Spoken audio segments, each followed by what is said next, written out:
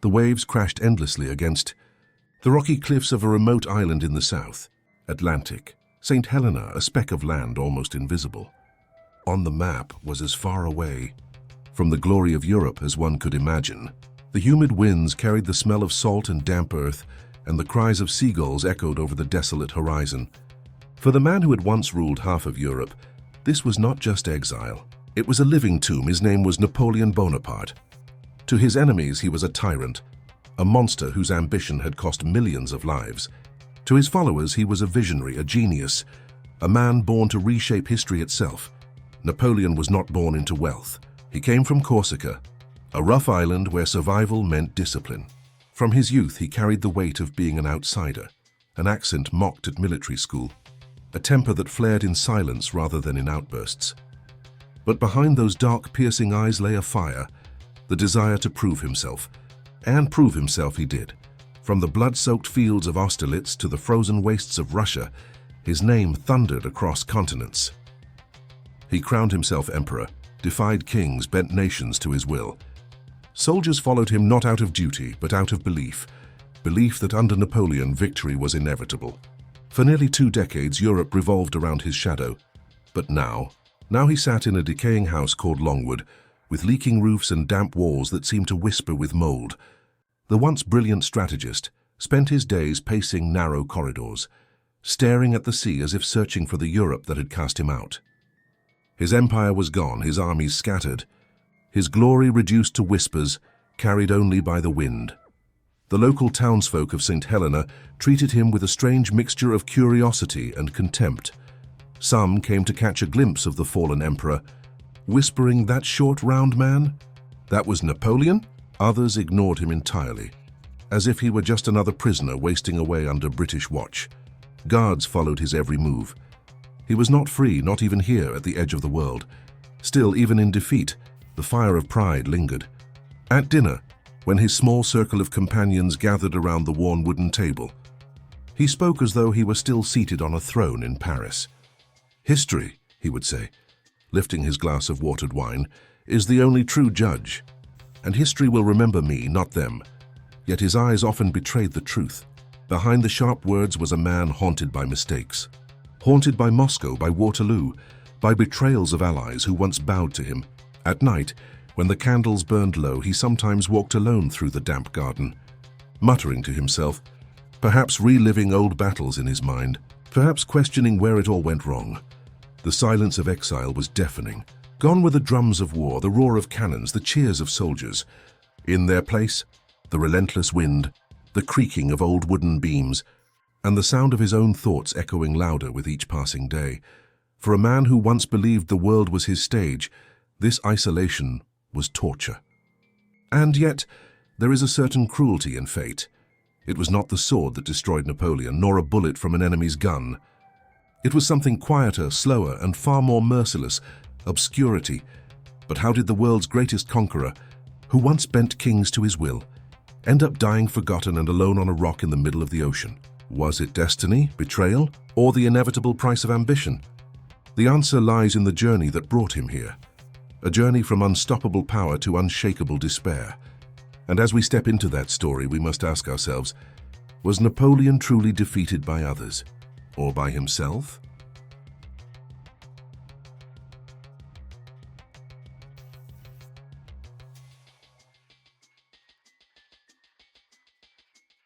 The days on Saint Helena stretched endlessly, each one bleeding into the next like a wound that would not heal.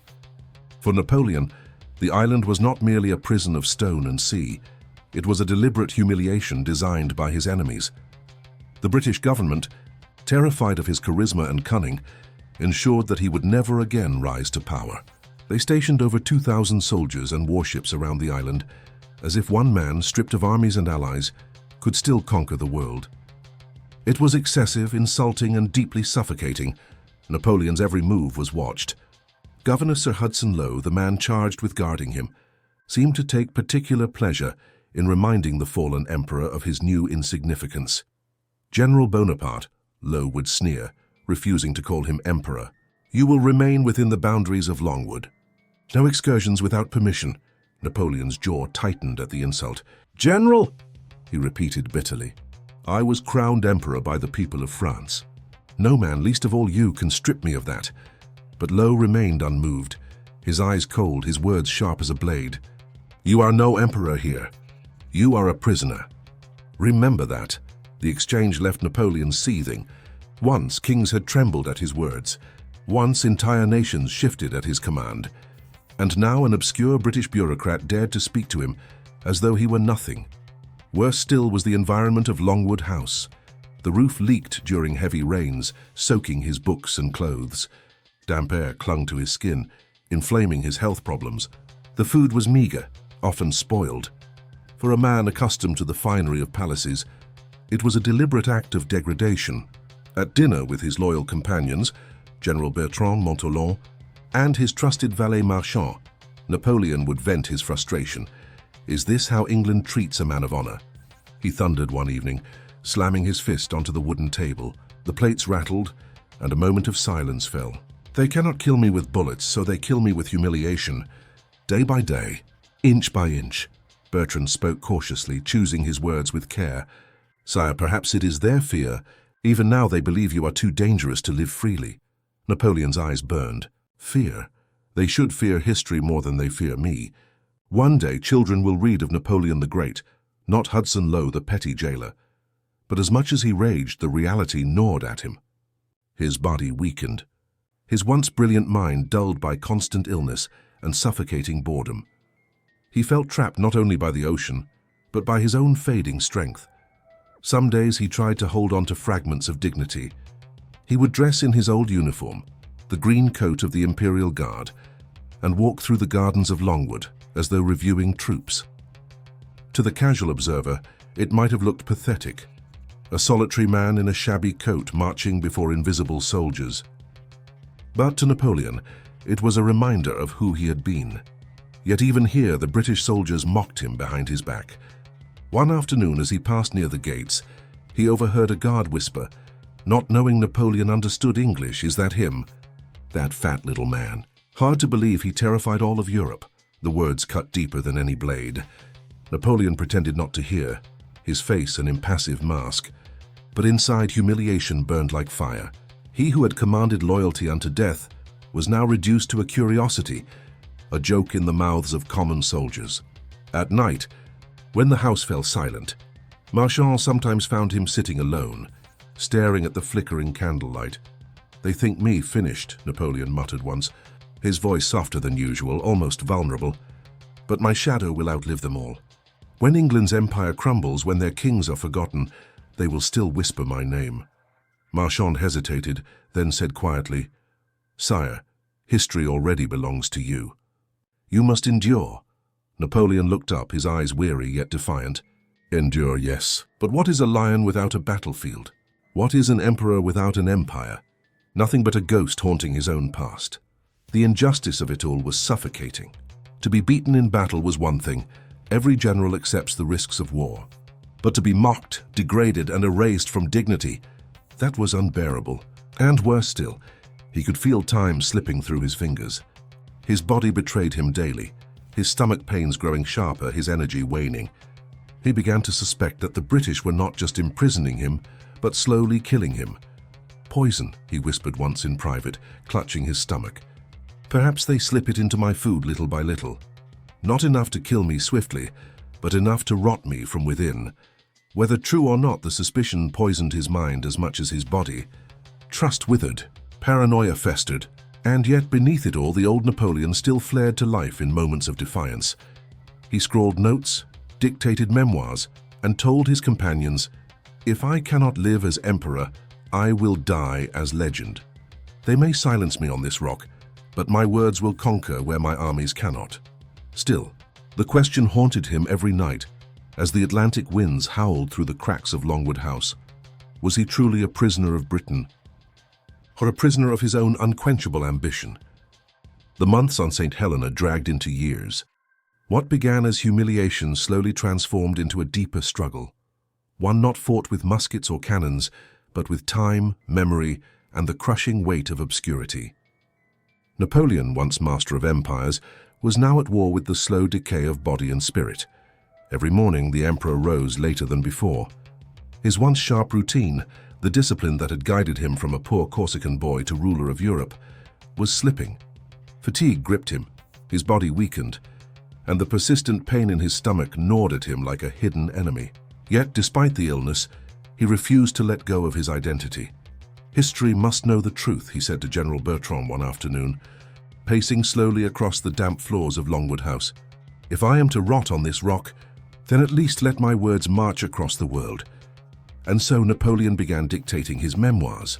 Hour after hour, his companions sat with quills and parchment, recording his reflections on campaigns, politics, and betrayal. He recounted Austerlitz with fire in his eyes, describing the fog that concealed his troops before they struck like lightning. He spoke of Jena, of Wagram, of victories that had once made him untouchable.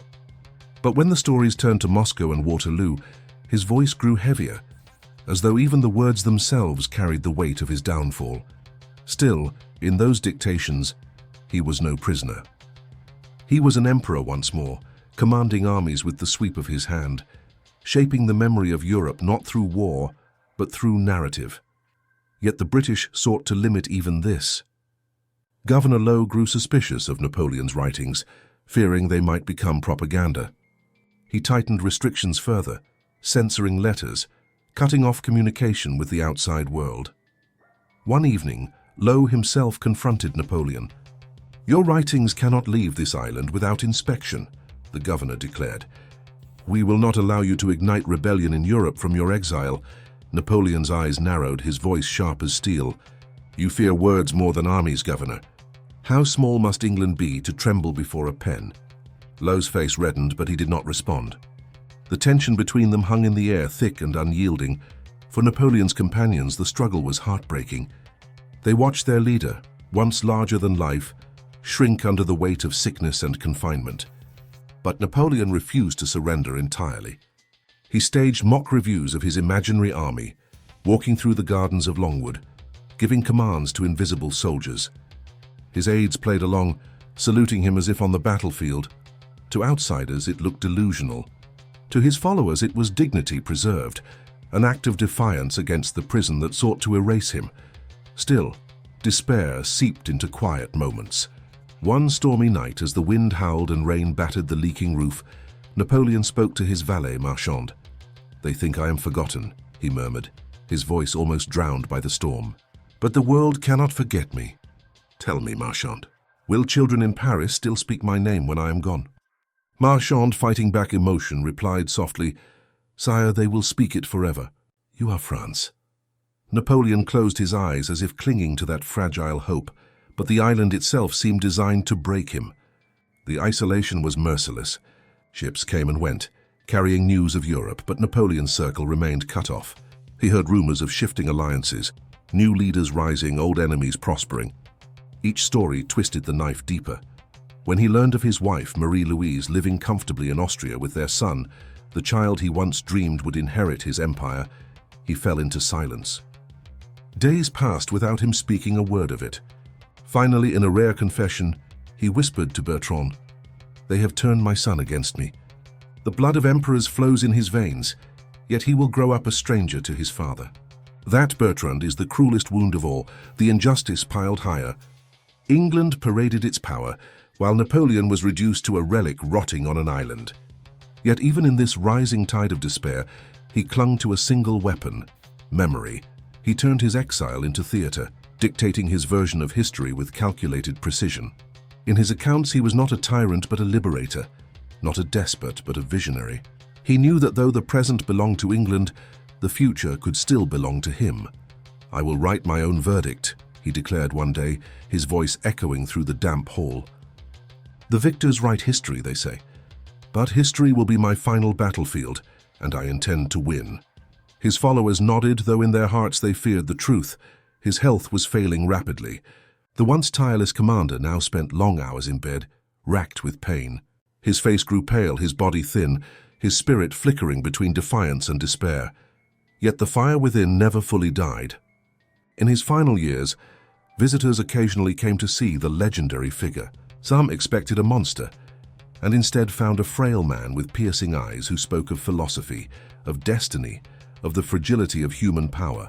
Many left shaken, realizing that even in decay, Napoleon's presence was undeniable.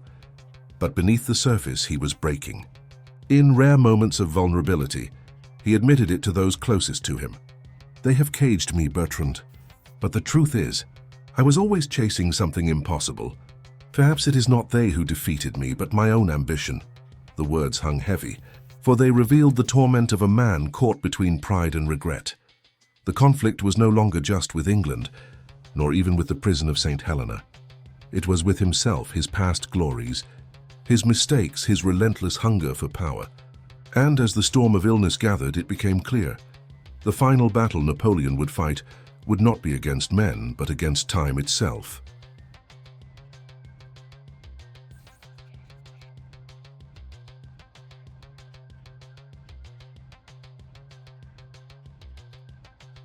The Atlantic winds grew colder as the years on Saint Helena slipped away. Napoleon's health deteriorated swiftly, the once unbreakable general now confined to his bed for long stretches of time. The damp walls of Longwood House seemed to close in around him, heavy with mold and despair. His body, once carried by boundless energy across the battlefields of Europe, now betrayed him at every turn. His stomach burned with unrelenting pain, his limbs trembled with weakness, and every step felt like a march toward defeat. But this was not the battlefield he had trained for. This was slow death, an enemy that could not be outmaneuvered. "Waterloo was nothing compared to this," he whispered one night, clutching his side as pain rippled through him. His valet Marchand rushed to his side, holding a damp cloth to his forehead. "Sire, you must rest," Marchand urged softly. Napoleon shook his head. "Rest? I have no time for rest.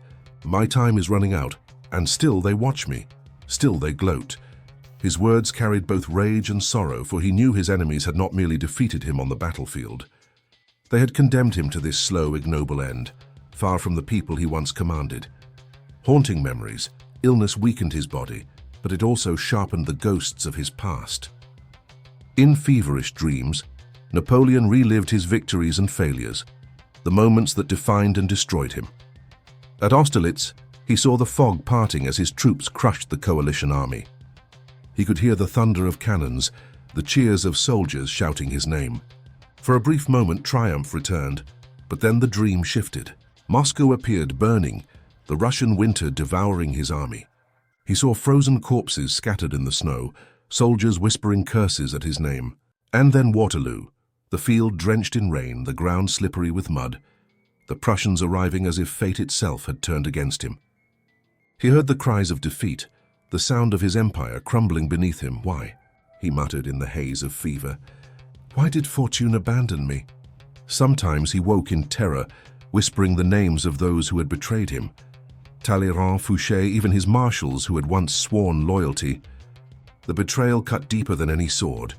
"They all bent the knee when I was strong," he spat to Bertrand one afternoon, his voice trembling with bitterness. "But when the tide turned, they scattered like rats. Loyalty is a word for fools, Bertrand. Remember that."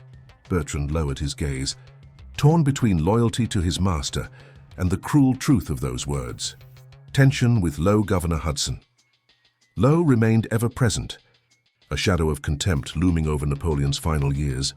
Even as the emperor lay sick, Low restricted his access to doctors, fearing every treatment was a cover for escape or conspiracy. One bitter day, Bertrand confronted the governor outside Longwood. "Can you not see he is dying?" Bertrand pleaded. "Show some humanity, if not respect." Low's response was cold. "Humanity, respect? He is a prisoner of Britain. If he dies, it is merely the natural course of things." When word of this reached Napoleon, his fury flared through his frailty. "Her coward rules my cage," he hissed. "He fears me even as I wither away. Let him fear, then. My death will condemn him more than my life ever could." The conflict between the two men became legend on the island. One a broken lion, the other a petty jailer. The final defiance, despite his pain, Napoleon refused to surrender completely. In rare lucid moments, he dictated final instructions, insisting his memoirs be completed. "My story must live," he told Marchand. "They may bury my body here, but my words will escape this island. One day they will know me not as a monster, but as a man who dared to challenge the world." He requested to be buried on the banks of the Seine in Paris, close to his beloved France. But he knew well the British would not honor such a request. Still, the demand itself was an act of defiance, a declaration that even in death, he belonged to the people who once followed him. At times, his companions wept quietly as they wrote his words, but Napoleon scolded them. "Do not cry for me," he said, his voice ragged yet fierce. "Cry for the world that fears greatness. Cry for the small men who destroyed me. As for myself, I was Napoleon." The last days by early May 1821, it was clear the end had come. Napoleon's body was consumed by illness, his face pale and drawn, his breathing shallow. The once commanding presence now looked fragile, almost childlike, yet his eyes still burned with remnants of pride. On the night of May 4th, a storm raged outside Longwood House. The winds howled as if the ocean itself mourned. Inside, Napoleon lay surrounded by his few loyal followers. "France," he murmured, his lips trembling. "Army, Josephine." The names fell from his mouth like prayers. His thoughts drifted between love, power, and the nation that had both crowned him and abandoned him. Marchand held his hand, whispering, "Rest now, sire, you have fought enough." But Napoleon's gaze turned upward, beyond the rotting ceiling, beyond the storm outside. "I fight still," he whispered hoarsely. "Even here, even now." His breathing grew heavier, each gasp a battle against time. In those final hours, it seemed as though the world itself paused. The island silent except for the storm, the men around him frozen in grief, waiting for history's most famous conqueror to yield at last. And then, on May 5th, 1821, as dawn broke over the Atlantic, Napoleon Bonaparte drew his final breath. The moment after, there was silence, thick, suffocating silence. His companions bowed their heads, tears streaming down their faces. For a moment, Longwood House was no longer a prison. It was a mausoleum, heavy with the weight of history. Marchand closed his master's eyes, whispering, "Farewell, Emperor." The guards outside carried the news quickly. For some, it was a relief.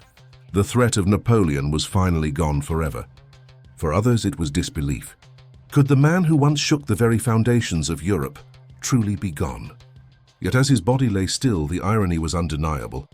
The world's greatest conqueror, who once commanded millions, had died not in the grandeur of Paris, not in the embrace of his armies, but alone, on a forsaken rock at the edge of the ocean. But in that very tragedy lay the seed of immortality. His enemies had hoped to bury him in obscurity. Instead, his death transformed him into a legend.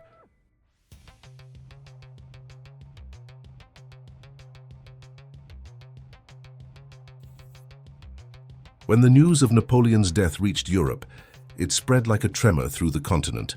For his enemies, it was the end of a nightmare. For his followers, it was the birth of a myth. The man they had tried to bury on a distant island was suddenly alive again, in memory, in stories, in the whispers of history. The British believed that by sending him to Saint Helena, they had erased him. But they could not have been more wrong. Napoleon's exile did not destroy his legacy, it amplified it. His writings, smuggled beyond the ocean, began to circulate in Europe. His memoirs painted him not as a tyrant, but as a visionary betrayed by small men. He became more than a general, more than an emperor. He became a legend. Even those who had once despised him found themselves reflecting. Could it be that Napoleon, in defeat, had achieved a greater victory than in conquest? He had shown the world that empires fade. Armies vanish, but ideas, ambition, courage, and the will to rise above mediocrity cannot be silenced. In death, the man mocked as a prisoner became larger than life once more. Poets wrote of him, painters immortalized him, and ordinary people whispered his name as though he still walked among them. The very island meant to erase him had instead enshrined him. Years later, when his body was finally returned to Paris, millions lined the streets to see his coffin. Flowers rained down from balconies. Veterans saluted with trembling hands. Mothers lifted their children to glimpse the man they had only known from stories. Napoleon, who had died in obscurity, returned as a hero. It was proof that history, though written by victors, is ultimately judged by time. And time had chosen to remember Napoleon not for his exile, but for his extraordinary rise from obscurity to power, for his indomitable will, and for his unshakable belief in his destiny. The meaning of his fall Napoleon story is not simply one of triumph or tragedy. It is the story of a man who reached higher than anyone dared, and who paid the price for it. His rise showed the limitless power of human ambition. His fall showed the limits of human mortality, but perhaps that is the lesson. Greatness does not mean never falling, it means daring to rise again and again despite the risk. Napoleon himself once said, "Victory belongs to the most persevering." Even in exile, even in illness, he persevered, not with armies, but with words, with legacy, with sheer defiance. His enemies reduced him to a prisoner, yet he refused to be remembered as one. That was his final victory. So what does Napoleon's exile teach us? That life will not always reward us with glory, that even the strongest can be broken, mocked, forgotten. But true greatness is not measured by the way we die. It is measured by what we leave behind. Napoleon left behind more than empires. He left a reminder that courage can lift a poor, mocked boy from Corsica to the throne of Europe. He left proof that ambition, though dangerous, can change the world. And he left a warning too, that unchecked pride can destroy even the mightiest of men. In him we see both the brilliance and the fragility of the human spirit. He was neither angel nor monster, but a man who dared too much and suffered greatly for it. And that perhaps is why we still remember him. Because in his story, we see our own struggles, the fight between who we are, who we wish to be, and what the world allows us to become. As the waves still crash upon the cliffs of Saint Helena, the lonely grave of Napoleon remains. But his spirit does not lie there. His spirit walks the fields of Austerlitz, echoes in the streets of Paris, and whispers through the pages of history. He was exiled, broken, and left to die forgotten. Yet today his name is remembered more than the kings who banished him, and that is the irony of fate. They tried to erase him, but in doing so, they made him immortal. Napoleon Bonaparte's story reminds us that even in our lowest moments, when the world tries to silence us, we can still choose how we will be remembered. For in the end, true power does not lie in crowns or cannons, it lies in the legacy we leave behind.